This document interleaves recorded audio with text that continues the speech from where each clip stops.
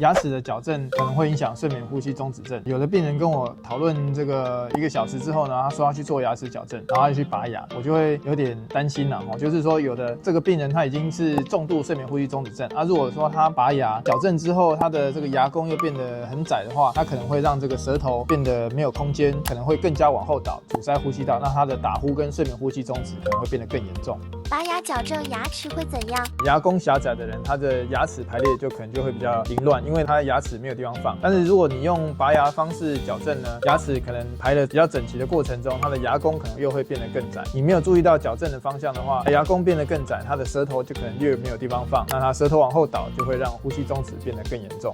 追踪徐医师，一夜好眠不打呼。